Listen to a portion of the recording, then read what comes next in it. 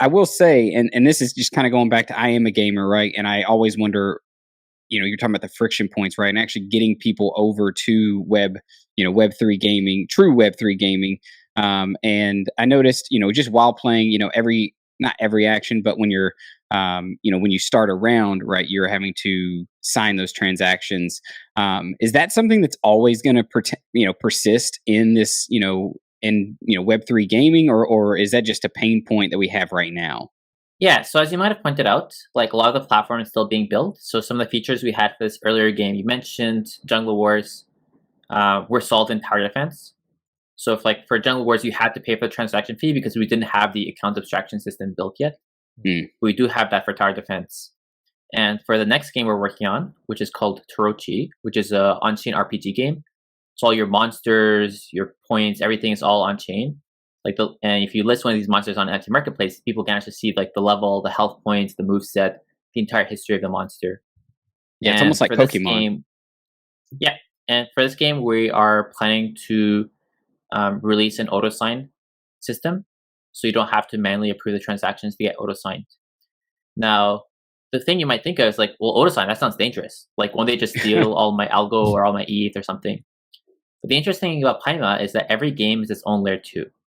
So every game, every app built with Paima gets spun up as its own layer 2. And the reason this is important is because it means that when you auto sign, you accept to auto sign for a specific layer 2. Okay, you're saying for this game, I will auto sign. Because every game has a different transaction format. And the transaction format is different from what you'd have on Ethereum, what you'd have on Algorand, and so on. It means that auto signing for one game is like sandboxed to that specific game and cannot be reused for anything else. So that game cannot steal your funds in any other environment. Yeah, that's a great idea, because sometimes, I do blockchain transactions and I do not like signing up to 10 times to get something done. So that's a great idea.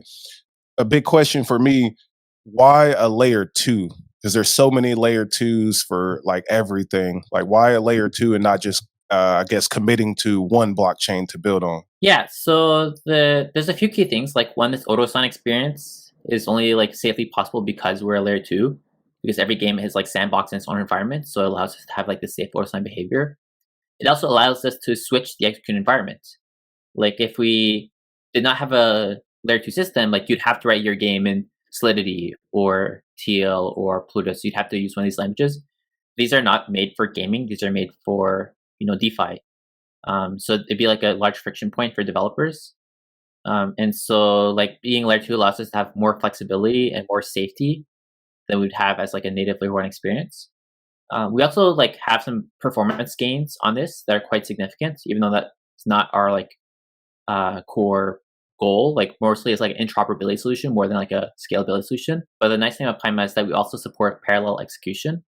So unlike EVM where you have to process stuff one at a time, like in Paima you can actually process multiple user transactions in parallel, kind of like how Solana is like much faster because it has parallel execution. So it's kind of a similar system for Paima as well.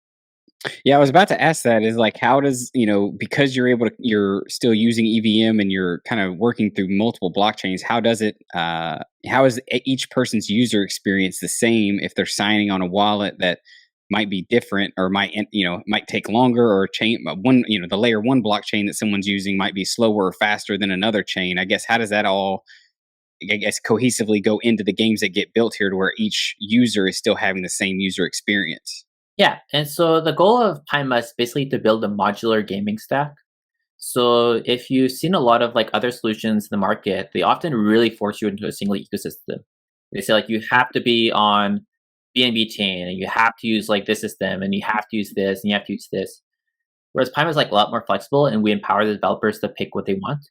So they can say like, okay, my game settles to Milkamita and then uses an NFT from Cardano and then supports Polkadot wallets, and then like you kind of like pick and choose which layers you want to integrate into your game. And so this is a choice you make as a developer. So every game is on like its own environment, and so you could have one game in Polygon and another game in BNB chain, another game in Arbitrum, another game in Oasis, like deployed on all these different chains. So it's up to developers to choose where they want to deploy, and for you as a user, it shouldn't matter as much for the initial experience.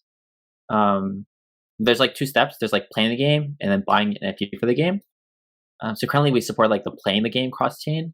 The buying the NFT cross chain is like the next step we're working on. You just watched a clip from episode 65 of The Next Block. If you enjoyed this clip and want to check out the entire episode, check out the video description down below for a link to that episode. Of course, be sure to like, subscribe, and hit us up in the comments with who you think we should have on the podcast next.